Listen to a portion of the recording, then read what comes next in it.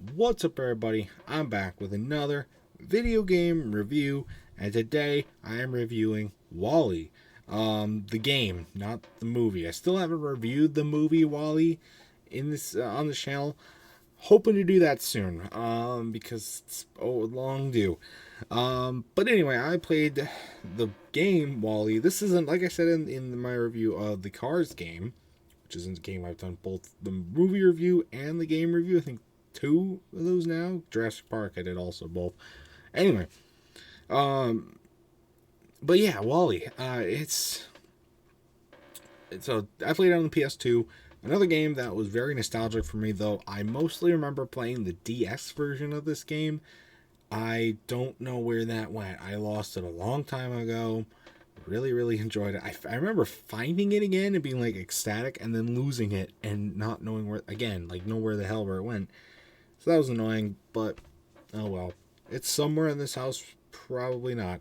Rest in peace, though, Wall-E DS game. But I played it on the PS2, though. We also had it there, and I still had it. We were, again, originally planning on doing this for a review, a game video, not a review, but like a one-off gaming video. But just like Cars, I deleted the old save files, which wasn't much, to make room for other stuff on my memory card, and because you need to play the story to unlock some multiplayer options, we couldn't do the multiplayer, so I moved it to a reviewable game instead, and here we are today. But I still have a lot of thoughts on it, so let's jump right into it, shall we? First off, I always think a game that has a dedicated cheat menu is always hilarious to see. Just why? Cars has cheats. I didn't talk about it in the game in the review, but it does have like cheats in it that you can input like via like when you make your name. This one, it was weird though. Like, it's just there. I don't know why. I never get that. Also, I thought for a licensed children's game, this was a quite large game. There's a lot of levels in the game. Some of them are really long, aka the introduction level, while some of them are really short. So it doesn't make for an extremely long game overall. But as far as stuff to do and like the amount of levels in the game, I thought it was one of the longer ones that I have played. But knowing that, it's still not like super difficult to do, nothing too crazy to like tackle or anything like that. But yeah, it's a lot to tackle. For me personally, not really, or for somebody like who's this game was dedicated for, like 7-8-year-old kid, I can see why it would be. Also, something I thought was hilarious. Oh, why? You get lasers to like break certain blocks to get energy points, and in order to acquire the lasers, you have to play a slot machine. Why? Who thought that was a good idea? It's hilarious, but like, you're just trying to get it in the gambling-esque. It's so freaking weird.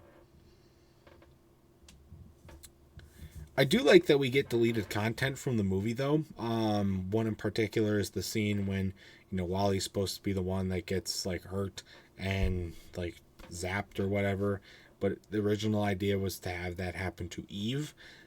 And so in the game, Eve is the one that's happened to, when Wall-E's the one that ends up saving her.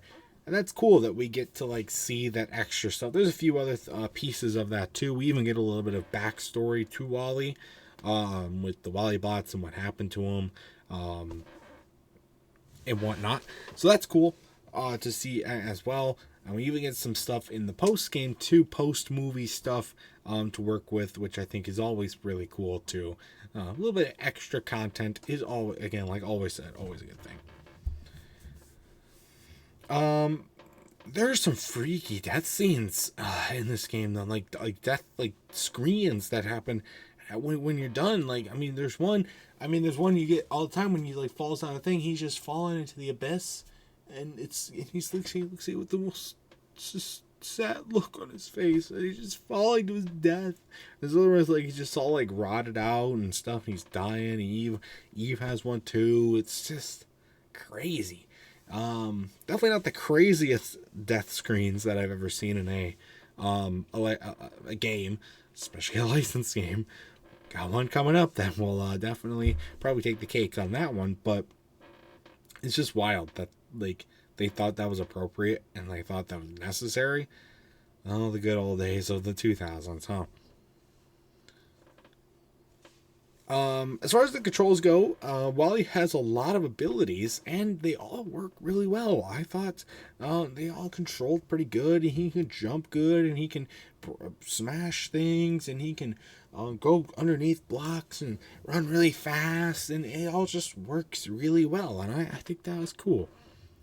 So I was glad that they worked really well. It shows they put some good effort into it, and it was pretty fun. So I like that. And those are all the gameplay. It isn't bad. Like I said, the levels are fun to do for a little bit. There's no bad controls, nothing too overly stressful or too difficult to work on. But one thing this game does not have going for it is the pacing of the game. It is pretty bad. And it can get pretty boring at times. Especially when you enter the Axiom, especially when, things just start to just get really boring and really drawn out, and it can really deter people from wanting to finish the game because it feels more like a task than something that seems fun and just open to do, and that's sad because there are some cool stuff in this game, and I think it's cool to finish the game. Just glad that they had more of that.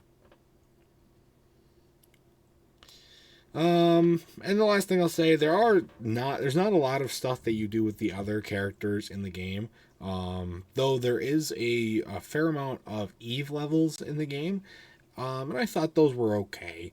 I think they're just mostly a worse version of Star Fox. If you want to see my review of Star Fox 64, the only Star Fox game that I played up until recording this video, you can go check that out. But it is... So it's not bad necessarily, because Star Fox is really fun. I really like Star Fox, and this is a lot like that.